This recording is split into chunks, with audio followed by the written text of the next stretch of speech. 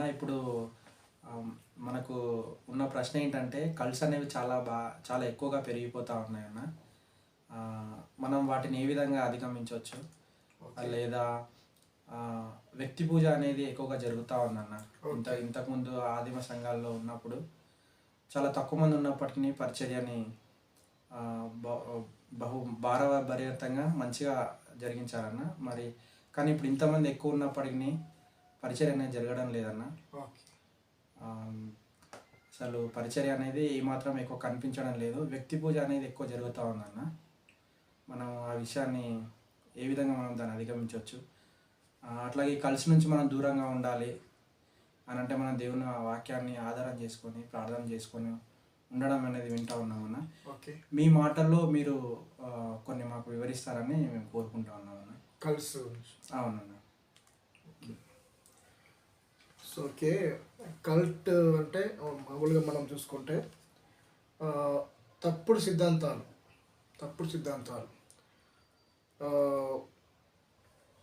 Calls గురించి మనము ఆలోచిస్తే తెలుగు డిక్షనరీలో దాని గురించి ఏముంటుందంటే మతారాధన వ్యవస్థ అంటారు. మతారాధన అంటే ఒక మతానికి సంబంధించినటువంటి ఆరాధన వ్యవస్థను కల్ట్స్ అంటారు అనమాట. దాని యొక్క డెఫినేషన్ ఏంటంటే ఒక వ్యక్తి కానీ లేదంటే ఒక గుంపు కానీ కొంతమంది వాళ్ళు క్రైస్తవులం అని చెప్పుకుంటూనే వాళ్ళకు ఒక నాయకుడిని ఏర్పాటు చేసుకొని లేదంటే ఒక వ్యవస్థను ఏర్పాటు చేసుకొని వాళ్ళు చెప్పేటువంటి సిద్ధాంతాలను వాళ్ళు చెప్పేటువంటి బోధనని వాళ్ళు ఎక్కువగా నమ్ముతూ ఉంటారు. తర్వాత ఏవైతే బైబిల్లో 66 పుస్తకాల్లో చెప్పబడినటువంటి విషయాలకు విరుద్ధంగా ఉన్నప్పటికీ కొంతమంది వాటి విరుద్ధంగా కొన్ని బోధిస్తూ ఉంటారు. అయినప్పటికీ కూడా ఎవరైతే ఈ మతారాధన వ్యవస్థలో లేదంటే ఈ గుంపులో ఉంటారో వాళ్ళు వాటికి ప్రయాణిస్తూ ఉంటారు, వాళ్ళ యొక్క నాయకునికి. సో అలాంటి వాటిని మనం కలుస్తుంటాం అనమాట. అంటే ఒక వ్యక్తి కానీ లేదంటే ఒక గుంపు ఒక నాయకుడు ఏర్పాటు చేసుకొని ఆ నాయకుడు చెప్పింది మాత్రం వింటూ ఉంటారు. ఆ నాయకుడు ఏదైతే చెప్తా ఉంటాడో వాళ్ళ పద్ధతుల్ని కానీ సిద్ధాంతాలని కానీ ఫాలో అవుతూ ఉంటారు. వాళ్ళు బైబిలే చెప్తారు. కాకపోతే ఏంటంటే దేవుణ్ణి పక్కన అంటే దేవుణ్ణి ఆరాధించినట్టుగానే చేస్తారు.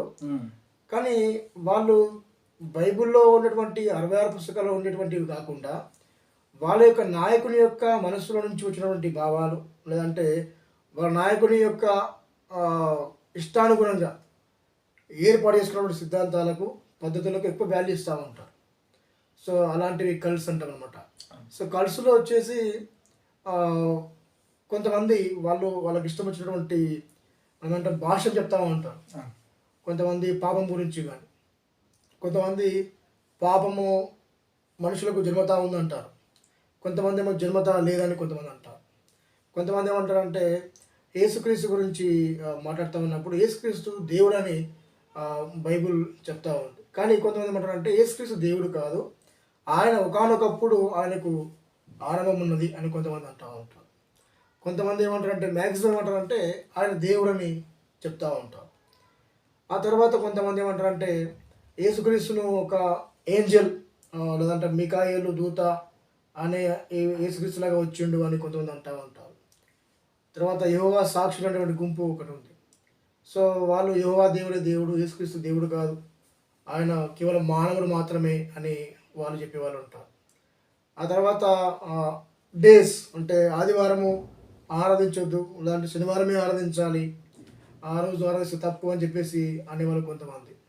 సో తర్వాత చాలా రకాలుగా మనం చూస్తూ ఉంటే బైబిల్లో ఉన్నటువంటి 66 పుస్తకాల్లో ఉన్నటువంటి భావాలకు వ్యతిరేకంగా ఏ సంస్థ ఏర్పడినా లేదంటే ఏ మినిస్ట్రీ ఏర్పడినా అది కల్ట్స్ కిందకి మనం లెక్క పెట్టవచ్చు అనమాట. ఎందుకంటే మనం బైబిల్ని పక్కన పెట్టి మనము పరిచయం చేస్తే మనం కూడా దొంగ బోధకులము లేదంటే అబద్ధ బోధకులం అవుతాం.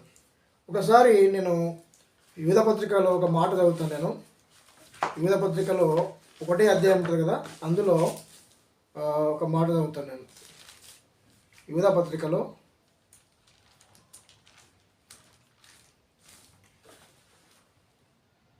ఎందుకు ఈ కల్ట్స్ అనేవి వస్తున్నాయి లేదంటే ఎందుకు కల్స్కు పబ్లిక్ కూడా ఎందుకు అట్రాక్ట్ అవుతూ ఉన్నారు అన్నది మనం చూస్తే ఇక్కడ యూదా పత్రికలో యూదా రాస్తాడు అనమాట. ఎవరికి విశ్వాసాలు చెప్తా ఉంటాడు. ఈ యూదా ఎందుకు రాస్తున్నాడు ఈ పత్రిక అంటే ఈ అధ్యాయం మొత్తం ధ్యానిస్తూ ఉంటే అబద్ధ బోధకుల యొక్క వీరంగం అంటే బెడద అయిపోయింది. అక్కడ అబద్ధ బోధకులు చాలా ఎక్కువైపోయినారు. ఉన్నటువంటి విశ్వాసులు కూడా వాళ్ళకు విశ్వాసం నుంచి తొలగించే విధంగా ప్రయత్నాలు చేసేవాళ్ళు. ఆ తర్వాత విశ్వాసులకు అనుకూలమైన, ఫర్ ఎగ్జాంపుల్ కొంతమంది వాళ్ళు కూడా బోధకులుగానే మారిపోతూ ఉంటారు, పాస్టర్లు కానీ లేదా సేవకులుగానే మారిపోతూ ఉంటారు. కానీ బైబిల్లో ఉన్నటువంటి విషయాలు చెప్తే ఇంత కరాఖండిగా గట్టిగా చెప్పడం వల్ల విశ్వాసులు రారు. కాబట్టి వాళ్ళకు అనుకూలంగా చెప్తే వాళ్ళు వస్తారు, ఆకర్షించుకోవచ్చు అనేటువంటి విధంగా కొంతమంది ఈరోజు చూస్తూ ఉన్నాం. ఇక్కడ అదే విషయాన్ని గురించి చెప్తారనమాట. యూదా పత్రికలో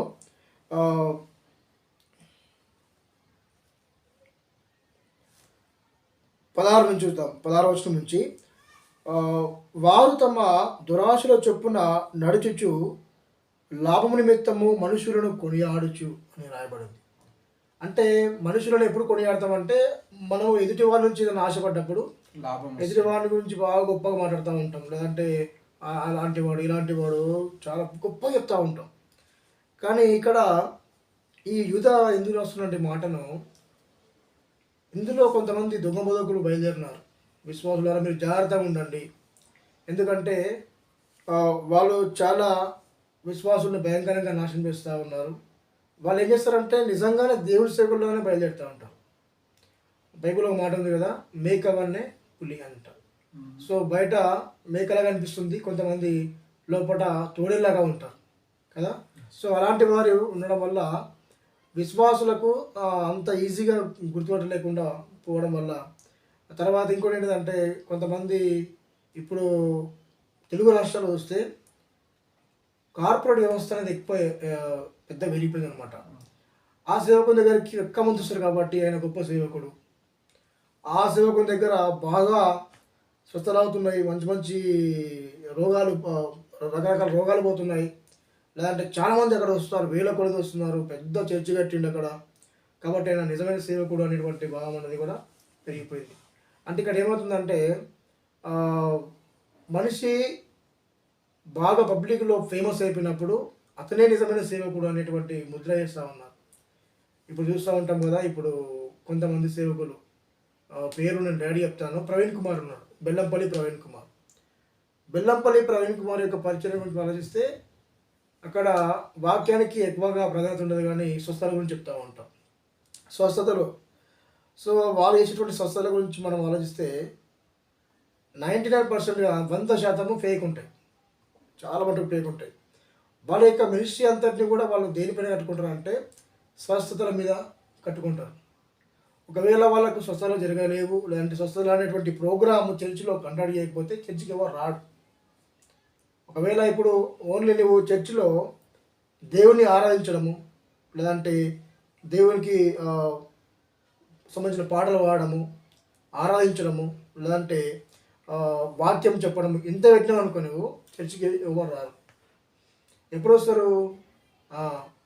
స్వస్థతలు లేదంటే ఎక్స్ట్రా యాక్టివిటీస్ ఉంటాయి కదా, అలాంటివి పెట్టినప్పుడు పబ్లిక్ ఆకర్షించబడతారు, అప్పుడు వస్తారనమాట. సో ఇలాంటివి చాలామంది చేస్తూ ఉన్నారు. పబ్లిక్లో ఎవరైతే ఫేమస్ అవుతా ఉన్నారో వాళ్ళనే ఎక్కువగా ఈయన నిజమైన సేవకుడు, గొప్ప సేవకుడు అని ముద్ర వేస్తూ ఉన్నారు. ఇక్కడ చూస్తున్నాం కదా, లాభము నిమిత్తము అంటా ఉన్నాడు 16వ వచనంలో యూదా పత్రికలో, లాభము నిమిత్తము మనుషులను కొనియాడుచు అని చెప్పారు. ఇప్పుడు ఈ కల్సులో మనం చూస్తే ఏమవుతుందంటే, ఈ ఎవరైతే దొంగ బోధకులు ఉంటారో వాళ్ళందరూ కూడా స్వలాభము కోసము, వాళ్ళ యొక్క కడుపు నింపుకోవడానికి, లేదంటే వాళ్ళ జీవితాలు వెలపించుకోవడానికి మాత్రమే ఏం చేస్తారంటే ఇలాంటి విశ్వాసులను తప్పుడు పద్ధతుల్లో నడిపిస్తూ ఉన్నారు. ఇప్పుడు చర్చెస్లో ఎక్కువగా ఏం బోధిస్తున్నారంటే బ్లెస్సింగ్స్ గురించి ఎక్కువ చెప్తూ ఉంటారు. ఒకవేళ బ్లెస్సింగ్ చెప్పలేము అనుకో, బ్లెస్సింగ్ గురించి చెప్పకపోతే వాడు చర్చికి రాడు. పబ్లిక్ కూడా అలవాటు అయిపోయింది అనమాట. ఏం చేస్తున్నారు ఇప్పుడు, నువ్వు చర్చికి వస్తే నేను దేవుడు తీయిస్తాడు, నువ్వు 2 వారాలు వస్తే నీకు జాబ్ వస్తుంది, 7 వారాలు వస్తే నీకు నీకు పెళ్ళి అవుతుంది. ఈ విధంగా రకరకాల ఈ పబ్లిక్లోకి మైండ్లో చూపిస్తారు అనమాట. అలాంటి వాటి వల్ల విశ్వాసులకు దానిపై నమ్మకం కలుగుతుంది. ఎందుకంటే ఆయన గొప్ప సేవకుడు కదా, ఆయన మంచిగా తప్పకుండా ఆయన చెప్తే జరుగుతుంది కదా అనే నమ్మకంతో పబ్లిక్ వస్తూ ఉన్నాడు అనమాట. అక్కడ అది బైబిల్ సంబంధించిన విషయం కాదు. నీకు వారం వస్తే, నీకు 2 వారాలకు వస్తే, మామూలుగా మనం అనుకుంటాం కదా ఇట్లా.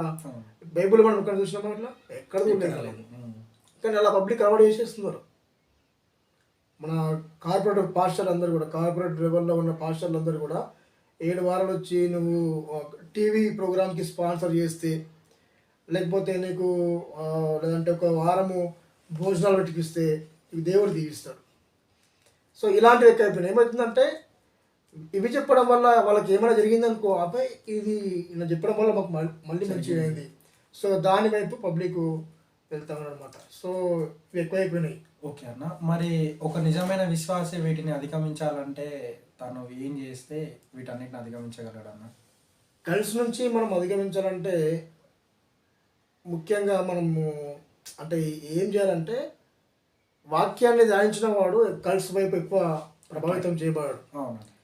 వాక్యం గురించి అవగాహన ఉన్నవాళ్ళు ఇప్పుడు చర్చెస్లో కొన్ని కొన్ని చిన్న చిన్న విషయాల గురించి సంఘాలు వేరైపోతూ ఉన్నాయి. అవును. చిన్న చిన్న విషయాలు. ఒక చర్చి ఒకరోజు నేను ఒక చర్చి ఎల్లరితో మాట్లాడుతున్నప్పుడు అక్కడ ఒక ముసలామి వచ్చింది, ఒక ఓల్డ్ ఏజ్ అమ్మ వచ్చింది. అక్కడ వచ్చి ఆ పెద్దలతో అంటున్నదామే, అయ్యా మన చర్చిలో మనం హల్లెలూయా అనకూడదు కదా, హల్లెలూయా అనకూడదు కదా, మరి మా చర్చిలో ప్రతి వారం వాళ్ళు హల్లెలూయా అంటున్నారు, మీరు వచ్చి అది చెప్పాలి కంపల్సరీ అని ఆమె గట్టిగా వచ్చి అడుగుతూ ఉంది. ఆయన పెద్ద ఆయన రెస్పాన్సిబుల్ పర్సన్, ఆయన ఆ ప్రాంతానికి హెడ్ అనమాట. సో ఆయన చెప్తే వింటారని చెప్పేసి ఆమె వాళ్ళ ఊరు నుంచి హైదరాబాద్కి వచ్చింది చెప్పడానికి. సో అంటే అలాంటివి కొన్ని ఉన్నాయన్నమాట. చిన్న చిన్న వాటికి సంఘాలు విడిపోతూ ఉంటాయి. మీరు తెల్ల దుస్తులు వేసుకున్నారు కాబట్టి మీరు విశ్వాసులు గారు, మేము వేసుకుంటున్నాం కాబట్టి మేము విశ్వాసులము, మీ చర్చిలో మీరు వాయిద్యాలు వాయిస్తారు కాబట్టి మీరు విశ్వాసులు, మేము విశ్వాసులం కాదు, మీరు విశ్వాసులు గారు మేము విశ్వాసులము, మీరు వాయించుతున్నారు మేము వాయించట్లేదు కాబట్టి మేమే కరెక్టు, లేదంటే మేము వాయిస్తున్నాం మీరు వాయించకోసం మేమే కరెక్టు అనేవి వాళ్ళు. అంటే ఈ విధంగా చూస్తే ఎన్నో రకాల పద్ధతులు అన్నమాట.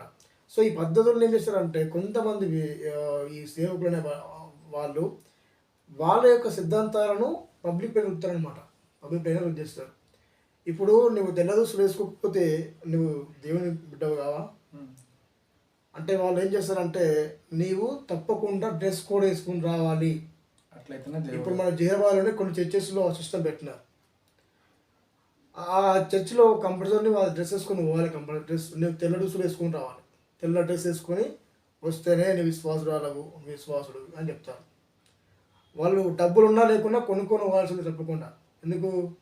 అక్కడ పాస్టర్ గారు పెట్టారు కాబట్టి ఆయన చెప్పినటువంటి పద్ధతులు వాళ్ళు పాటిస్తూ ఉంటారు. మరి కొంతమందికి చదువు రాదు, వాళ్ళు ఏం చేస్తారంటే అయ్యగారు చెప్పిందే కరెక్ట్, అయ్యగారు చెప్పింది వాళ్ళకి వాక్యం తెలియదు కాబట్టి వాళ్ళు గుడ్డిగా వెళ్ళిపోతూ ఉంటారు. సో ఇలాంటిది ఏమవుతుందంటే మన ఈ ప్రాంతాల్లో మన తెలంగాణ కానీ ఆంధ్రలో కానీ లేదంటే మన దేశంలో రకరకాల దొంగ బోధకులు లేదంటే అబద్ధ బోధకులు చేస్తూ ఉన్నారు. ఇది చిన్న చిన్న విషయాల గురించి ఆ విశ్వాసులు వేరు చేస్తూ ఉన్నారు, చిన్న చిన్న విషయాల గురించి. అది విశ్వాసులకు అవగాహన లేదు. అది ఇంకా ఇప్పుడు నీవు హల్లెలూయా అంటే తప్పేం లేదు కదా, దేవునికి స్తోత్రం అని అర్థం. అనకపోవడం వల్ల తప్పేం లేదు, అనడం వల్ల తప్పేం లేదు. ఇప్పుడు కొంతమంది ఏమంటారంటే ఆదివారమే నువ్వు చర్చి పోవాలి, శనివారం నువ్వు చర్చి పోకూడదు అంటారు, లేదంటే వేరే వారం నువ్వు చర్చి పెట్టదు అంటారు. కొంతమంది ఏమంటారు అంటే మీరు ఆదివారం వెళ్తున్నారు కదా, మరి ఆదివారం పోవడం తప్పు, మేము శనివారం పెట్టుకుంటాం మేము ప్రతి వారము, ఇదే కరెక్ట్ అని వాడు అంటారు. ఇప్పుడు సింపుల్గా ఆలోచిస్తే ఇప్పుడు ఈ కొన్ని ముస్లిం కంట్రీస్ ఉన్నాయి, ముస్లిం కంట్రీస్లో ఆదివారం సెలవు ఇవ్వరు వాళ్ళకి, ఫ్రైడే వాళ్ళకు అవకాశం ఉంటుంది. మరి వాడు గవర్నమెంట్ ఇచ్చినప్పుడు ఫ్రైడే రోజు పెట్టుకోవాలి అవుద్దా? వాళ్ళకు వేరే టైం సండే వాళ్ళకి అవకాశం లేదు, పెట్టుకోవడానికి అవకాశం లేదు వాళ్ళకి. ఇప్పుడు వాళ్ళు ఏం చేయాలి? సో వాళ్ళు ఫ్రైడే పెట్టుకోవడం పాపమా, లేదంటే వాళ్ళు విశ్వాసాలు కదా, వాళ్ళు దేవుని బిడ్డలు కదా? దేవుని బిడ్డలే. దేవుని బిడ్డలే. కానీ ఇవి చిన్న చిన్న విషయాలు అనమాట. ఇవి మీరు అన్నట్టుగా ఇవన్నీ మైనర్ డాక్టర్స్ అనమాట, చిన్న చిన్న విషయాలు. సో తర్వాత ఆ, ఇంకేమంటారు, బ్యాప్టిజం గురించి కానీ బల్ల గురించి కానీ రకరకాల భేదాభిప్రాయాలు మనుషుల లోపల, విశ్వాసం లోపలనే. ఒకటే చర్చికి వెళ్తారు కానీ ఆ, ఒకటే బైబిల్ ఉంటుంది కానీ పక్కోడి చర్చికి మన చర్చికి పడదు, ఈ చర్చికి ఇంకో చర్చి పడదు. అంటే ఈ ఏం చేస్తారంటే పాస్టర్స్ లేదంటే దైవసేవకులు అనేబడే వాళ్ళు విశ్వాసులకు అలా నేర్పిస్తున్నారు. కాబట్టి ఇలాంటిది పోవాలి, విశ్వాసంలో నుంచి పోవాలంటే ముందు ఎవరిలో పోవాలి, సేవకులు కూడా పోవాలి. సేవకులు కరెక్ట్గా ఉంటే విశ్వాసంలో ఆటోమేటిక్గా మార్పు వస్తుంది. అరే ఇది తప్పు కదా, నేను చేయవద్దు కదా. చాలా ప్రాంతాల్లో మనం అక్కడక్కడ చూస్తూ ఉంటే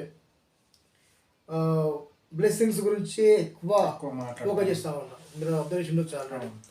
సో బ్లెస్సింగ్స్ గురించి చెప్పొద్దని చెప్పిన దేవుడు చెప్పండి, కానీ వాటి మీదనే ఆధారపడద్దు మందిరం అనేది. మనం ఏం చేయాలో కూడా చెప్పాలి.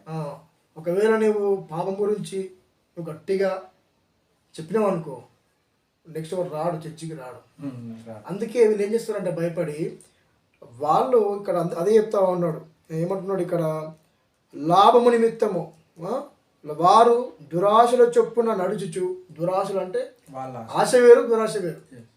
ఇప్పుడు ఆశ అంటే మనకు తెలుసు కదా, ఏదన్నా వస్తువు కానీ మనకు కనిపించినప్పుడు తీసుకోవాలి లేదంటే కొనుక్కోవాలి అనేది ఆశ. లేదంటే ఒక పొలంలో మనము నడుస్తూ వెళ్తా ఉన్నప్పుడు ఏదో ఒకటి శనగదంటో ఏదన్నా ఒక పండు ఏదో కనిపించింది, తీసుకొని తిన్నాం, ఓకే, అది ఆశని మనం ఏదో తీసుకొని తిన్నాం. మరి దురాశ ఏంటంటే, దురాశ అంటే ఇప్పుడు అదే పొలంలో ఉన్నటువంటి ఆ పండ్లు కానీ లేదంటే ఆ యొక్క పంటను కానీ నీ బస్తాలో వేసుకుని పోతావు చూడు చెప్పకుండా, అది దురాశ. అంటే వారికి పక్కోడి పొలంలో నువ్వు ఎత్తుకపోవడం, దొంగతనం చేయడం దురాశ అనమాట. ఆశ ఉంది, తీసుకొని తిన్నా, ఓకే. ఇప్పుడు ఆ పంటలో ఒక శనగదంట ఉంది లేదంటే ఒక మొక్కజొన్న దంట ఉంది, తీసుకొని తిను అక్కడనే. బైబిల్లో అదే చెప్తుంది. ధర్మశాస్త్రంలో కూడా ఒక పక్క ఎదుటివాని యొక్క పొలం నుంచి ప్రయాణం చేస్తూ ఉన్నప్పుడు నీకు ఏదైనా కనిపించినప్పుడు తీసుకొని తిను, అక్కడనే తిను, కానీ నీ బస్తలో నీ సంచిలో వేసుకొని పోకూడదు అని రాయబడి ఉంది. సో అదనమాట. కాబట్టి దురాశ అనేది మనకు ఇక్కడ దురాశ వల్లనే ఇలాంటి బోధనలన్నీ వస్తూ ఉన్నాయి. మన రాష్ట్రంలో, తెలుగు రాష్ట్రాల్లో అయితే పిచ్చిగా పెరుగుతూ ఉన్నాయి. ఇప్పుడు డబ్బు సంపాదించుకోవడానికి ఇప్పుడు చిన్న ప్రాంతంలో ఎగ్జాంపుల్ చెప్తాను. జహీరాబాద్ ప్రాంతంలో ఒక సేవకుడు చెప్తా ఉన్నాడు, నాకు దేవుడు మాట్లాడింది, జహీరాబాద్లో నీ యొక్క అవసరం ఉంది, నువ్వు అక్కడ వెళ్ళి అనేకుడిని నువ్వు మార్చాలి. ఎందుకంటే అక్కడ సువార్థికులు లేరు, నిజమైన సేవకులు లేరు, నువ్వే నిజమైన సేవకునివి, నువ్వు వెళ్ళి అక్కడ అందరిని మార్చాలని చెప్పిందంట వాక్యంతో. సో ఆయన ఇక్కడ వచ్చి చర్చి స్టార్ట్ చేసిండు, ఆయన నడిపిస్తూ ఉన్నాడు. కానీ నిజానికి దేవుడు అట్లా మాట్లాడు. ఏం చేస్తున్నారు అంటే ఎక్కడైతే క్రిస్టియన్స్ ఉంటారో అక్కడనే పంపిస్తున్నారు, దేవుడు పంపించాడు. కానీ ఇక్కడ ఏం చేస్తున్నారు అంటే స్వలాభం కోసము ఈ యొక్క వాళ్ళ యొక్క సొంత ఒక బేస్మెంట్ వేసుకొని దాని మీద కూకుంటారు. వచ్చి ఒక 10 మందిని గ్యాదర్ చేసుకుంటారు, వచ్చి పక్కన చర్చి నుంచి ఇద్దరు, ఈ చర్చికి నుంచి ఇద్దరు, ఇంకో చర్చికి నుంచి ఇద్దరు, అందరిని గ్యాదర్ చేసుకొని చర్చి నింపుకుంటా ఉన్నారు. వాళ్ళ యొక్క బోధన ద్వారా, వాళ్ళ యొక్క తప్పుడు పద్ధతుల ద్వారా సంఘాలను లేదంటే విశ్వాసం పాడు చేస్తూ ఉన్నారు కదా. అంటే ఇక్కడ మెయిన్గా ఏంటంటే కల్ట్ అంటేనే వ్యక్తి యొక్క పద్ధతులను కానీ వ్యక్తి యొక్క సిద్ధాంతాలు కానీ గుంపు ఫాలో కావడం. 66 పుస్తకాలకు వేరుగా ఒక వ్యక్తి కానీ ఒక నాయకుడు యొక్క పద్ధతులకు సిద్ధాంతాలకు ఫాలో కావడం, ఇదే కల్ట్ అంటే అనమాట. కాబట్టి ఇది ఎక్కువైపోయింది. ఇక్కడ మనం ఆలోచిస్తే తెస్సలోనికే సంఘానికి పౌలు ఒక మాట చెప్తాడనమాట. పౌలు గారు చెప్తాడు, ఇలాంటి వారు ఉంటారు కాబట్టి మీరు జాగ్రత్తగా ఉండండి, మీరు చాలా నమ్మకస్తులుగా ఉన్నారు. ఒక మాటను చదువుతాను నేను, ఆ మాట చదివి నమ్మకించుకుంటే, తెస్సలోనికే సంఘము దేవునిలో ఎంతగానో ప్రయాసపడే సంఘము, దేవుని వాక్యానుగుణంగా ప్రవర్తించే సంఘము. కానీ అలాంటి సంఘానికి కొంతమంది తప్పుడు బోధలు తీసుకొచ్చి వాళ్ళని డిస్టర్బ్ చేయడానికి ప్రయత్నం చేశారు అనమాట. డిస్టర్బ్ చేయడానికి. నేను వాక్యం చదివిన తర్వాత వాక్యం పెడతాను. అవును. వాళ్ళని డిస్టర్బ్ చేయాలి, లేదంటే వాక్యానుగుణంగా ప్రవర్తించకుండా సాతాను ఎక్కువగా అటాక్ చేస్తూ ఉంటాడు అనమాట. కాబట్టి ఆ, మనం ఏం చేయాలంటే వాక్యానికి ఎక్కువ ప్రయారిటీ ఇవ్వాలి. వాక్యంలో ఇలా బెరయ సంఘం గురించి మనం విన్నాం కదా. బెరయ సంఘం ఏమంటుందంటే వాళ్ళు వాక్యం విన్న తర్వాత అలాగున్నదో లేదో అని ఇంటికి వెళ్ళి మళ్ళీ చూసుకునేవారు. చూసుకోండి. ఆ విధంగా. కాబట్టి మనము ఆ విధంగా ఉండాల్సిన అవసరం ఉంటుంది. Yes. ఎందుకంటే మనం వాక్యం విన్నాం కదా, అయ్యగారు చెప్పిండు, లేదంటే ఆయన బాగా అనుభవం ఉన్న వ్యక్తి 50 ఏళ్ళ నుంచి సేవ చేస్తూ ఉన్నాడు, 100 ఏళ్ళ నుంచి సేవ చేస్తూ ఉన్నాడు, సంఘం ఉంది కాబట్టి వాళ్ళు కరెక్టే చెప్తారు అనుకుంటే తప్పు. ఎందుకంటే దేవుని వాక్యానికి ఆయన ఎంత గొప్ప సేవకుడైనా, ఎంత గొప్ప నాయకుడైనా విరుద్ధంగా 66 పుస్తకాలకు విరుద్ధంగా ఏం చెప్పినా అది అబద్ధము, లేదంటే ఆ వ్యక్తి అబద్ధ బోధకుడు. కాబట్టి మనము ఇలాంటి విషయంలో జాగ్రత్తగా ఉండాలి. వాక్యానికి విలువ ఇచ్చి వాక్యం ప్రకారం మనం ప్రవర్తించినట్లయితే అబద్ధ బోధకుల యొక్క మనుగడ అనేది చెల్లదు. మనం వాక్యానికి విలువ ఇచ్చే వారంగా ఉన్నప్పుడు మనకు అన్నీ తెలుస్తాయి, ఇది నిజమైన బోధన కాదా. మనం ధ్యానిస్తూ ఉన్నప్పుడు మనకు అర్థమవుతుంది ఇది నిజమైన బోధన కాదా. మన వాక్యాన్ని ధ్యానించినప్పుడు మనకు అర్థం కాదు, ఎవరు చెప్పినా తెలుపుతాము, వెళ్తాము, వస్తాము. సో అవసరమైతే ఏదైనా చేయడానికి సిద్ధపడతాం వాళ్ళ కోసం. ఇప్పుడు చాలామంది అలానే ఉంది. కాబట్టి మనం ఈ యొక్క తప్పుడు బోధల నుంచి తప్పించుకోవాలి. తెలుగు రాష్ట్రాల్లో ఉన్నటువంటి భయంకరమైన బోధలు మనకు చాలా ఉన్నాయి. వాటి గురించి మనము ముందు ఎపిసోడ్లో మనం మాట్లాడుకుందాం. అంతవరకు సెలవు. ధన్యవాదాలు.